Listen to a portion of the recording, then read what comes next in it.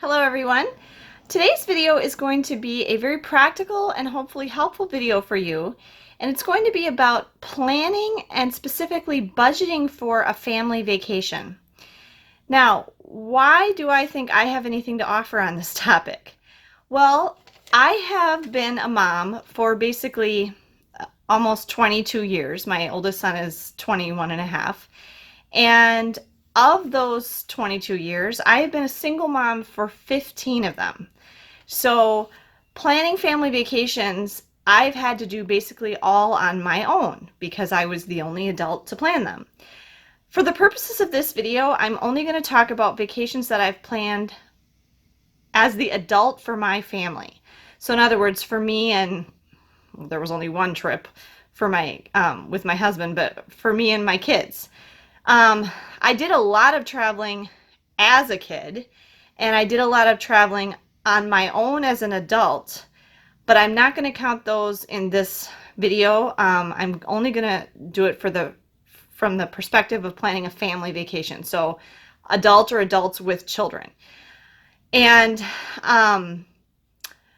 I looked back on my records, and for that type of trip, and what I'm talking about with a trip is where we spend at least one night in a hotel somewhere.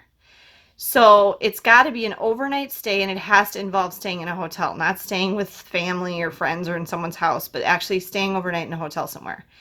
Most of our trips are longer than that, but that's kind of the criteria I set for the purposes of this video.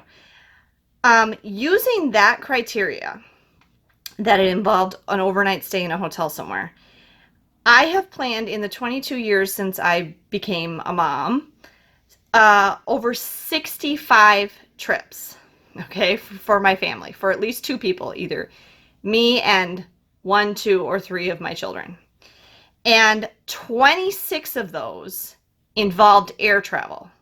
So of the 65 or so trips that I planned for our family, at least 26 of them involved flying somewhere. And normally when we fly, we're going to be gone for at least a week, if not longer. So that kind of gives you the basis of how much experience I have in this, and how long I've been planning trips for my family. Okay. Now, when you're planning or budgeting for a family vacation, there's a lot of questions that you need to ask yourself. There's the really obvious ones. Where are we going to go? And when are we going to go? There's a lot of different factors to take into consideration. And I guess there's two kind of approaches to that. One way to look at it is you want to go to this specific place. And so then you're just deciding, say we want to go to Hawaii. And so then you're deciding, when can we go to Hawaii? When can we take off work? Or when will the kids be off school? Or when is the weather the best? Or when are the flights the cheapest? So if you know the location first, and then you're trying to decide the when, that's one approach that you can take. A really good example of this is, we know we want to go to Disney World. There's a lot of factors to consider if you're going to Disney World. You might know that you don't want to go in the summer because you don't like the hot, humid weather and the rain. Or you might want to know that you want to go when the crowds are lowest, which is getting more difficult to do at Disney, but there are still some times of the year when crowds are going to be a little lower. We might want to go during the value season when the hotels are going to be at their lowest rates. So, that's one approach, is you know where you want to go, and then you ask other questions to determine when would be the best time to go. The other way to look at it is, and this is usually for more of a short-term vacation, and this actually happened to us for the next thing that we're going to do, which I'll talk about here in a second, which is you have a time frame, you have some time available, and you'd like to go somewhere, but you don't know where you want to go. We all have the same week off at the beginning of July. We should go somewhere. What do we want to do? So then that's a little different. You have a slot of time open, and then you need to come up with what could we do in that time? Where could we go? And that might be actually even less limiting because, well, yes and no. If it's short term, if you don't have a lot of time to plan it, it might be a little difficult price wise because sometimes buying plane tickets and things is more expensive if you're doing them at the last minute. But that's kind of the two approaches. Either you know where you want to go and you have to pick a time that fits, or you have time available and you decide you want to go somewhere and you're deciding where do you want to go. There's some other questions though that come up when you're planning a vacation that I think a lot of people don't think about that I think are very important. Number one would be, how long is this going to take? And for that, I mean everything. Not just how long is this vacation going to take, but how long is this driving from here to here going to take? How long is it going to take to get from this place to the airport? How long is it going to take to visit these 3 museums we want to see in this city? You need to take into consideration realistically how long is this going to take. I'll give you an example. A character meal at Disney. People don't realize those can take up to 2 hours. If by the time you get in there, get seated, get your food, and wait for all those characters to come around to meet your family, that can take up to 2 hours. And they don't factor that in like their park touring plan. So it's things like that. You always want to ask, how long is this thing that we're going to be doing going to take? And buffer it, be realistic. Another question that's very important and kind of the basis of this whole video is, how much is this going to cost? There's a lot of additional expenses that I don't think people think about, that they forget about when they're traveling, and they add up. And I'm talking things like checked luggage fees, parking, tips in restaurants, admission to museums, all those little things like that. Tipping your housekeeper, which I firmly believe you should do. All those little additional expenses like that aren't so little when you add them up. And so you need to, whenever you're planning a vacation, you need to think about, how much is this going to cost? Not just the big things, but all that extra little stuff too. And then another thing that I think is a really important factor in planning a vacation or any kind of travel is the logistics, and specifically what order are we going to do these things in. One example of this that I mentioned in one of my misadventures in travel videos was our first trip to Florida. And if you watch that video, I talked about how we did things in the wrong order.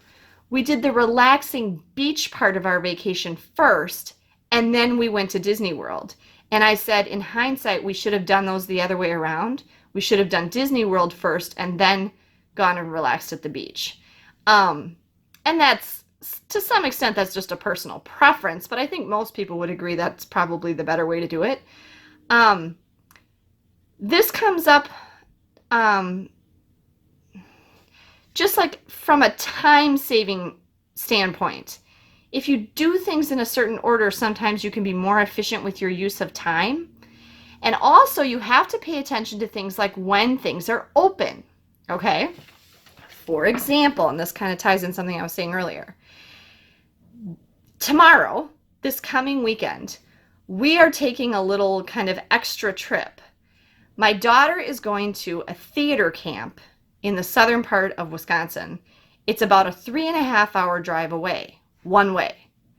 I don't want to spend 7 hours in the car in one day, and I don't want to make my son, who gets car sick, spend 7 hours in the car in one day. So we decided and the other thing is, she has to be there in the morning, and she has to get picked up late in the day. So to go down and back, we'd have to leave very, very early in the morning, like earlier than we would want to be up. And to come back, we would be getting home very, very late.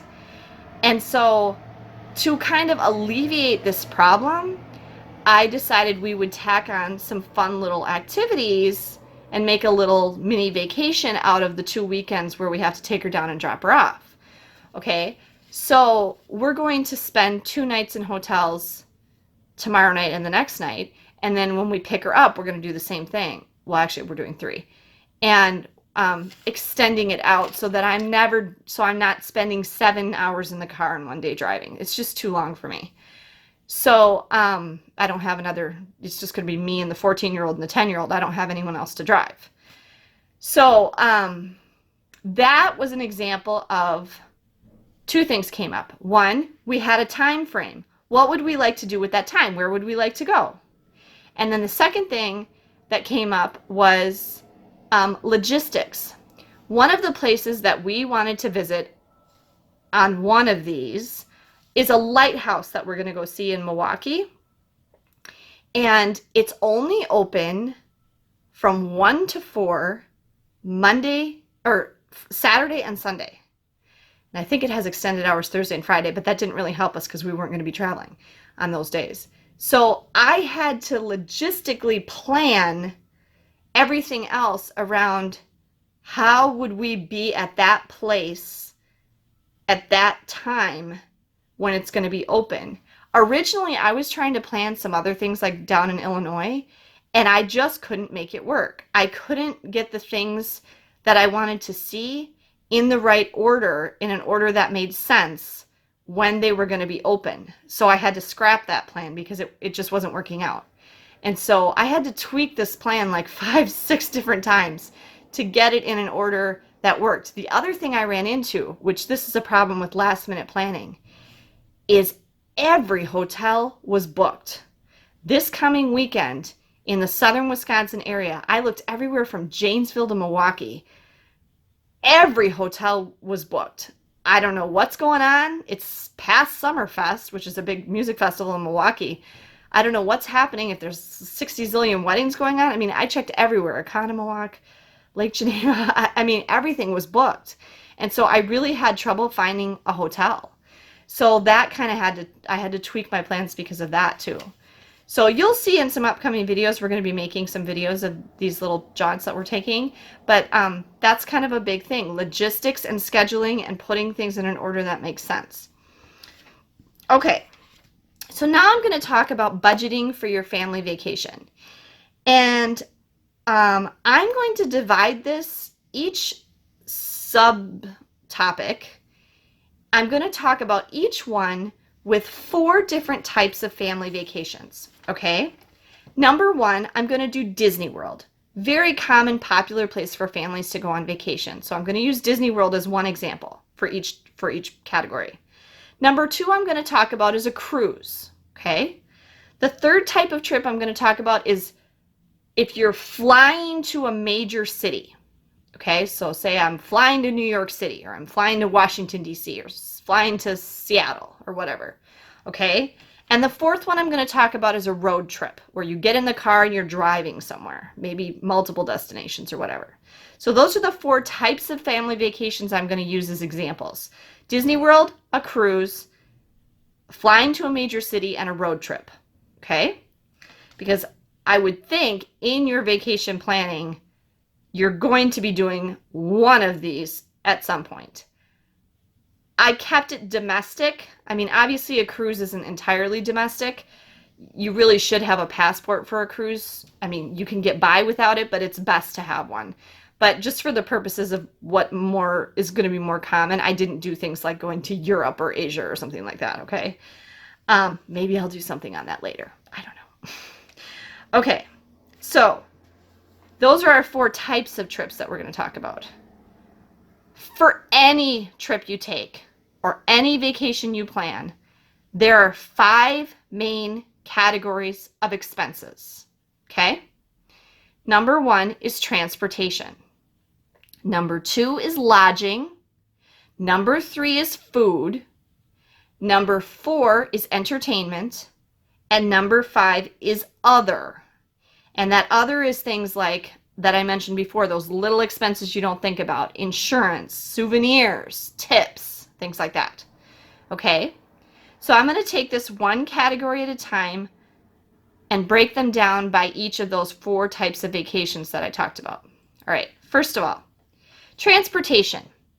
If I'm going with my family to Disney World, okay, one possibility is you live within driving distance of Disney World. So your transportation there would include gas, your normal car wear and tear expenses. Disney recently changed. They used to have free parking at all their resorts. They have changed that now, and there is parking. It's pretty expensive. So not only do you have to pay to park at the parks, you now have to pay to park at the resorts. To me, this has really made it not advantageous to take your own car. I've never really liked taking my own car to, well, no, we have driven there, but I've never really seen the need to have my own car at Disney World anyway, because when I go to Disney, I really just want to go to Disney. I'm not trying to go to Universal and other stuff at the same time too. And I know some people do that, but to me, that's another trip. I'm stretching myself too thin. Obviously, that's going to be easier for you if you live in Florida or Georgia or somewhere close that you can drive there pretty quickly.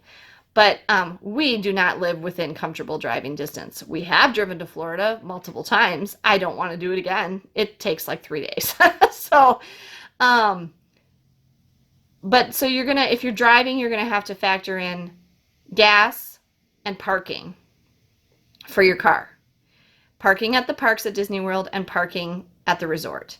If you're staying at an off-site hotel, most of the hotels in the Orlando area have free parking, but you're still going to have to pay to park at the parks, okay? If you live far away from Disney World like we do, then your transportation cost is going to involve airfare.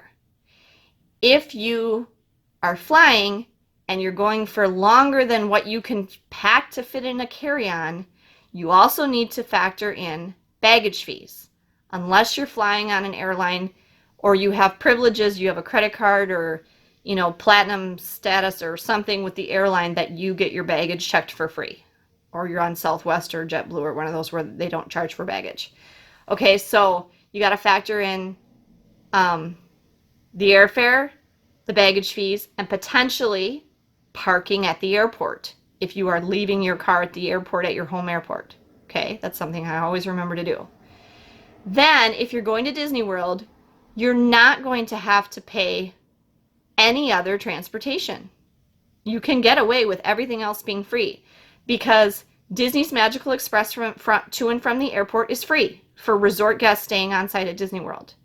Now, if you're staying off site at Disney World, you're going to need to rent a car or you're going to be using taxis or Uber or something. We tried staying off site one time at a place that we thought had continual transportation to Disney World, and it turned out that the bus transportation was only once in the morning and once at night. So we were kind of stuck. You had to get the bus in the morning and then you had to get the bus back at night. You basically were at the parks all day, which we wanted to be anyway, but it limited us, going back to the hotel for a nap or something, for example, was out of the question, unless we wanted to pay for a cab, which was dumb. So yeah, but if you're staying on site at Disney World, once you fly there, there's no transportation costs at all because Disney's Magical Express is free and all the Disney transportation within the resort between resorts and the parks and Disney Springs is free. Okay? If you are taking a cruise, again, it's very similar. If you live within driving distance of the cruise port, your costs are going to be gas to drive there and parking at the port, okay? If you are flying like we would have to, you're going to, again, have those same airfare expenses. Airfare, baggage fees potentially, parking at your home airport, and then you may have some sort of cost to get to the ship. Well, you're probably, unless you're going to walk, okay? And that really varies by port. Also, you may have the cost of getting from the airport to a pre-cruise hotel. I very strongly advise, as most people will tell you, that you want to fly to your port city when you're taking a cruise at least one day ahead. Because if I have done it twice, flying the day of my cruise, but that's nerve-wracking, especially if weather might be an issue.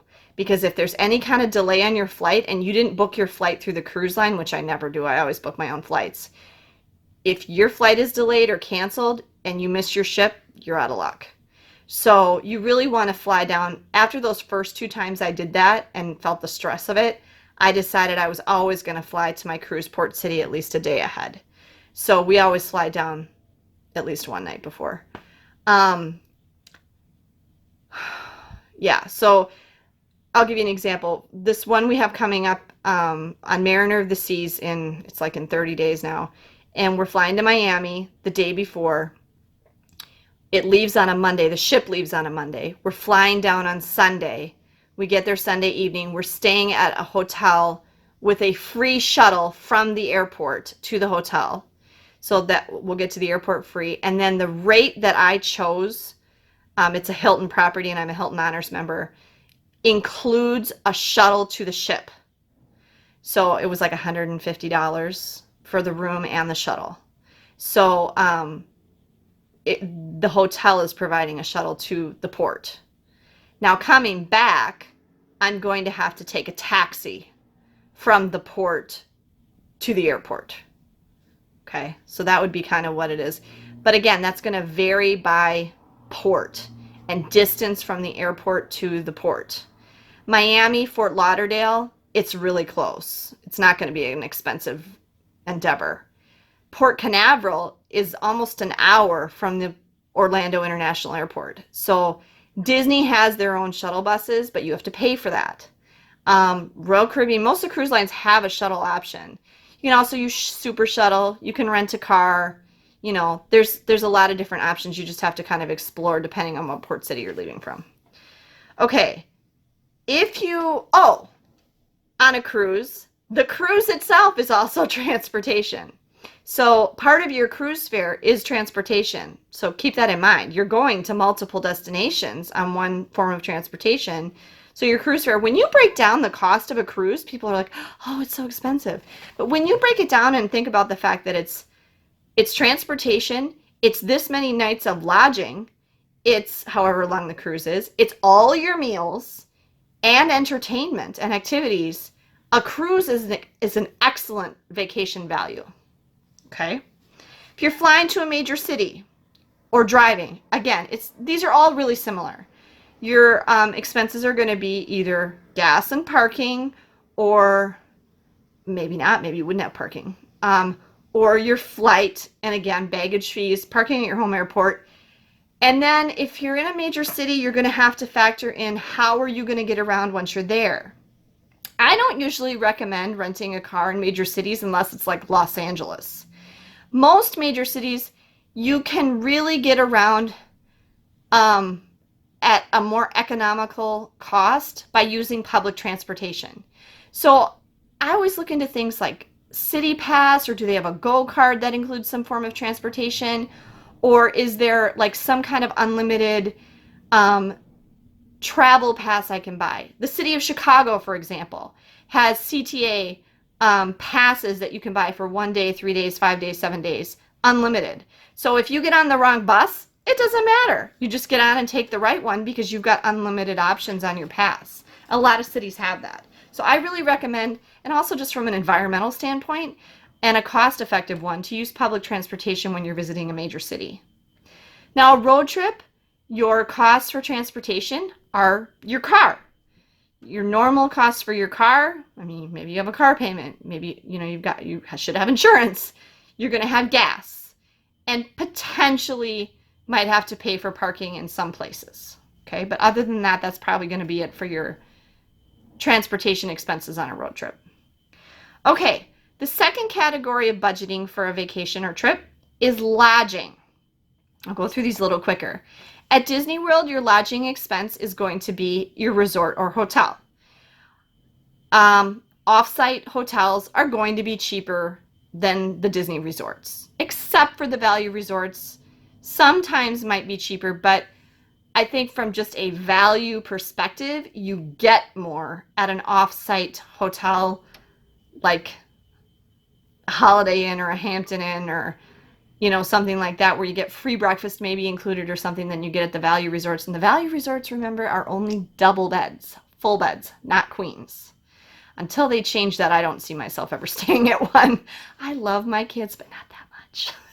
Okay? We don't want to be that comfy cozy when they're as big as they are now. So there you're going to have to balance the cost of the hotel or resort and that transportation cost.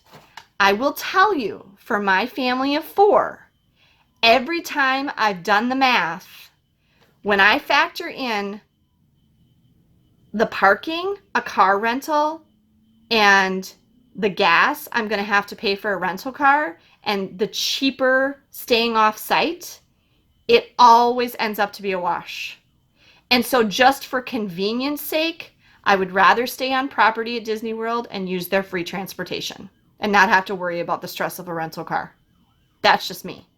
But I mean, for 4 people, I can tell you right now, and I'm usually looking at a moderate resort at Disney.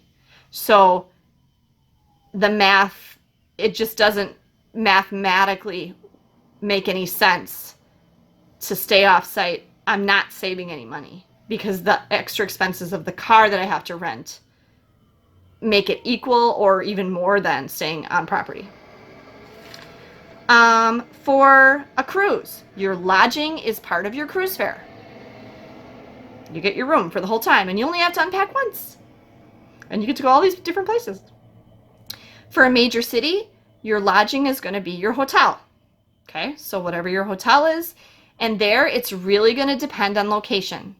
So for example, if I'm staying in New York City and I want to be right smack off Central Park, it's going to be more expensive than if I stay across the river in New Jersey. But then I've got to factor in additional transportation costs again. So again, you're going to want to do the math to figure out if the convenience of location is worth it to you over the stress and additional time that you're going to use up getting from your hotel to other places. I have come to the conclusion that I would rather pay more money and be close.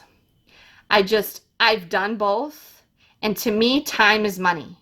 And having more time to enjoy the place I'm visiting is more valuable to me than the extra money I'm spending, or that I would be saving by staying far away. That extra travel time and extra transportation cost to me is just too much of a time and energy suck. I'd rather stay close and be convenient to things. But that's my opinion. For a road trip, you're either going to have the expensive hotels or motels that you're staying in as you're traveling, or maybe you're camping, maybe you have an RV, you might have, site costs or something for a campsite or something, but you're going to have some type of, you can really vary your lodging costs on a road trip depending on how luxurious or how rough you want to stay. So there's a lot of variation there in lodging. And obviously in all of these, the time of year and even the day of the week are going to make a difference in your lodging cost. Lodging cost fluctuates. So depending on, you look at the same hotel for the same 3 nights in the same place at different dates of the year and even cruises, and the price will be drastically different. So that may go back to your question of when should we go, because it can really change a lot. Okay, next, food. At Disney World, you have 2 options. You can pay out of pocket or you can get the dining plan. I love the dining plan. We do eat everything we get on the dining plan. I don't recommend the deluxe dining plan because we got that once and it was way too much food and it was really expensive. The dining plan, though, I think is a good value for our family because we all like to get dessert and, we will eat it all. And the other reason I like it is because I know I've paid for everything ahead of time and I don't have to worry about it. The only thing I have to take with me is the money for tips because tips are not included in the dining plan. Now, you'll find articles and people will argue that paying out of pocket actually ends up being cheaper. But just for our family, knowing how we eat, I don't think it would be. We snack too much. So I don't think that we would necessarily save money spending out of pocket. So, but that's totally a personal choice. And again, you got to crunch the numbers. Um, I, I, I'm not really sure what to say about that. I mean, you really have to do the math, and it's kind of a headache to do the math, but there you are. On a cruise, your food is all included. Now, cruise lines are adding more and more specialty restaurants that cost extra. Well, there's an easy way around that. Don't go to the specialty restaurants. If you want to keep your dining costs down on a cruise, just eat at the places that are included. There's still plenty of options of places that are included in your cruise fare that you don't have to pay any extra for. So an easy way to keep your food costs down is don't go to the places that cost extra. Problem solved. For a major city, you're going to have to budget. You're going to have to decide how you want to eat. Do you want to eat from, street side food vendors, or do you want to eat in a nice 5-star Michelin resort, restaurant? So I mean, you're going to have to kind of plan on how much you're going to want to eat and how fancy, and budget accordingly for how many days you're traveling. And then on a road trip, same thing. You can really vary your food costs depending on, are you packing sandwiches and bringing them in a cooler in the car? Or are you only eating at McDonald's? Or are you stopping, once or twice a day and eating at a sit-down restaurant? So again, you know your family best, and you know how you guys like to eat, or how do you want to eat, and budget accordingly. Okay, entertainment. And this is the category I think that most people forget about when they're budgeting for their vacation. What do I mean by entertainment? Well, at Disney World, it's all included in your park ticket. There are so many shows and all the rides and all that stuff. It's all included in your park ticket. And even at your resort, even if you don't go into the park, there are a huge number of activities. And even if you're not staying at that resort, anybody can go to the Disney resorts and participate in the activities that they have there. They have things like movies under the stars and campfires with the characters, and sing-alongs and crafts for the kids and poolside games, and all that stuff is free. You don't even have to be staying there. There are additional activities that you can pay extra for, like you can rent bikes, and you can rent boats, and you can go mini golfing, or you could go to the water park. Those are extra. But for the most part, a lot of the resort activities are free and included, and you don't have to be staying there. And then within the Disney parks, once you've paid your park ticket and gotten through the gate, everything that you do or see or watch is covered. Unless you're going to a hard ticket special event. That's a totally different thing. Okay? All of your entertainment is included. The shows, the singing, the activities on a cruise, those are all going to be included in your cruise fare.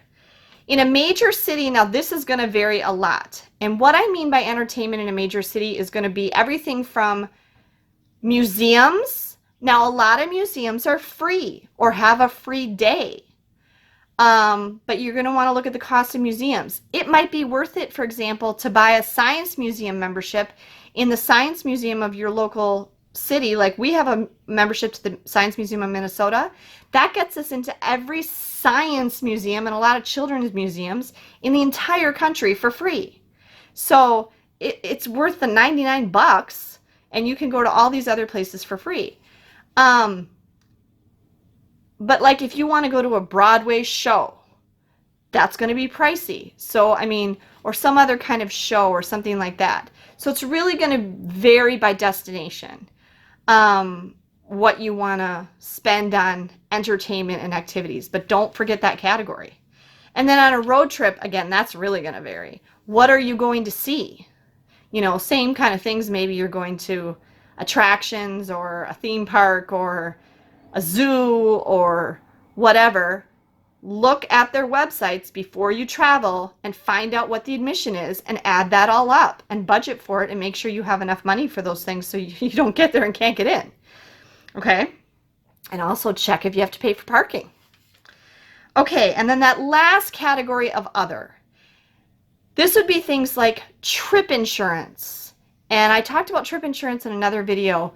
Like I would recommend if you're traveling on a cruise during hurricane season, like we are next month, it's worth it to get the trip insurance because, you know, something might happen that would mess up your trip. If you're traveling abroad and it's a significant financial investment, I think it's worth it to get some kind of trip insurance. Now, you don't have to buy the trip insurance from the cruise line. You can go to, what's that website? insuremytrip.com, and they will actually compare plans for you and figure out what the best plan for you would be for your particular trip.